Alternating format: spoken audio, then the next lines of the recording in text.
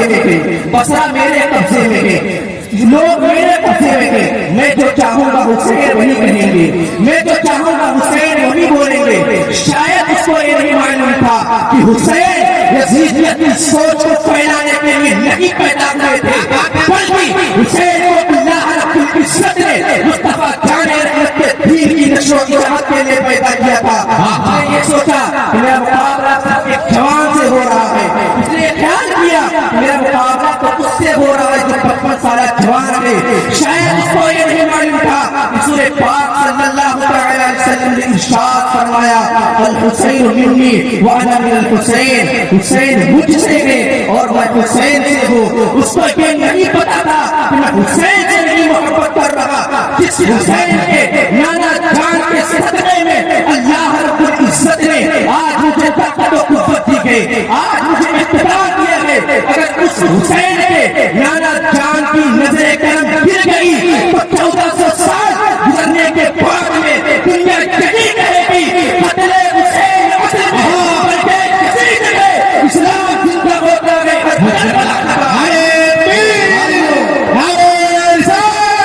ذکر شہدائے کربلا، نعرہ تکبیر، نعرہ یونیورسٹی ہے جہاں سے ہمیں بہت سارا پیغام ملتا ہے، ہمیں بہت سارا پیغام ملتا ہے، مشکلات میں مسکرانے کا جذبہ ملتا ہے، طوفان جب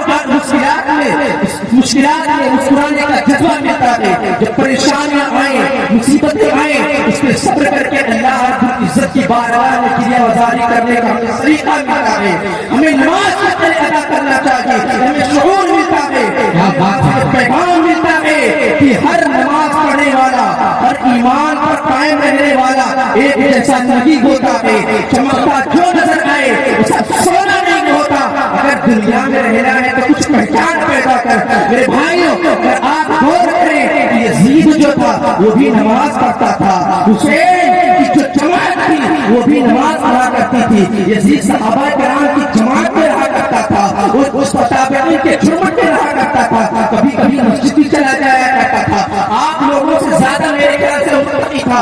متقی تھا، لیکن ظلم و ستم کے پہاڑ، ظلم و ستم کی بربریت نے اس کو اس قدر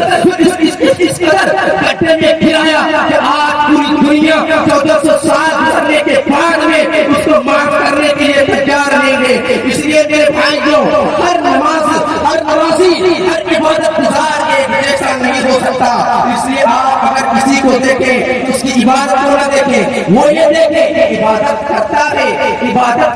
تو اطاعت کے ساتھ اطاعت بھی کرتا ہے کہ نہیں کرتا، عبادت الگ چیز ہے اور اطاعت الگ چیز فرماتا ہے قل ان کنتم تحبون اللہ فاتبعونی، اے محبوب آپ فرما دیجئے ان لوگوں سے کہ اگر تم مجھ سے محبت کرتے ہو تو میری اتباع کرو۔ محبت کرنے کا دعویٰ خدا سے آپ کا اسی وقت سمجھا ہو سکتا ہے جو آپ رسول پاک کی اتباع کریں گے، رسول پاک کے فرمان پر عمل کریں گے۔ رسول پاک فرماتے ہیں حسین مجھ سے ہے اور میں حسین سے ہوں، حسین پر وہ بڑا میدان میں اپنے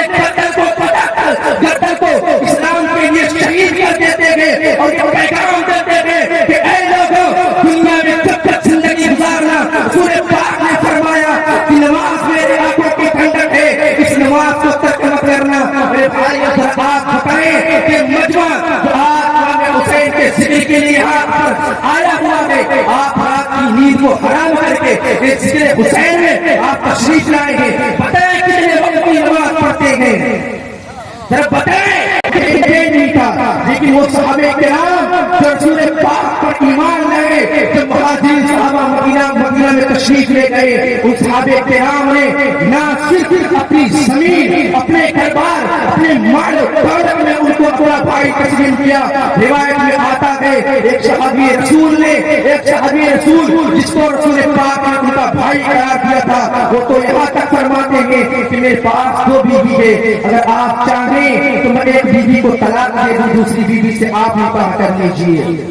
وہ صحابہ کرام ان کا جذبہ کیا تھا، ان کی سخاوت کیسی تھی، وہ صرف اور صرف کسی اور کی بنیاد پر نہیں تھی، مصطفیٰ جان رحمت کی محبت کی بنیاد پر تھی۔ حسین کے ذکر کے لیے آپ یہاں پر آئے ہوئے ہیں میرے بھائیوں، آج اس مجمع سے آپ ایک پیغام لے کر کے جائیے، آپ کہیں بھی بھی رہیں گے, سفر و حضر میں جہاں بھی رہیں گے, آپ نماز کی پابندی کریں گے, سورہ پاک کے فرمان پر عمل کریں گے. آج لوگ کہتے ہیں کہ ہم مسلمان ہیں, ہمیں پر سب سے زیادہ ظلم کیا جاتا ہے. اللہ کو مانتے ہیں, خدا اور رسول کو مانتے ہیں, قرآن کو مانتے ہیں, ذکر حسین کو کرتے ہیں, اس کے بعد بھی ہم پر ظلم کیا جاتا ہے. میرے بھائیوں, جو اپنے ایمان و عقیدے کا اظہار کرتا ہے, جو محبت کا اظہار کرتا ہے, اسی کا امتحان لیا جاتا ہے. اس کو ایک مثال سے آپ اس کو یوں سمجھیے کہ ایک مدرسہ آپ کے گاؤں کے بغل میں ہو, اس مدرسے میں سالانہ اور ششماہی ایگزام ہوتا ہو, تو ذرا بتائیے اس مدرسے میں کن بچوں کا ایگزام ہوگا,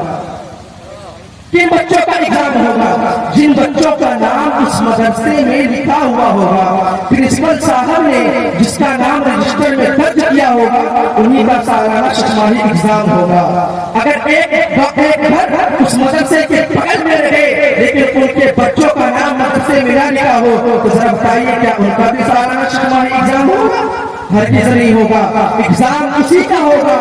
جو جس کا نام رجسٹر میں درج ہے. میرے بھائیوں, آپ نے خدا کی ربوبیت کا اعلان کیا, خدا کی وحدانیت کا اقرار کیا, تو ظاہر سی بات ہے کہ جب آپ محبت کا اظہار کر رہے ہیں تو آپ ہی کو آسمان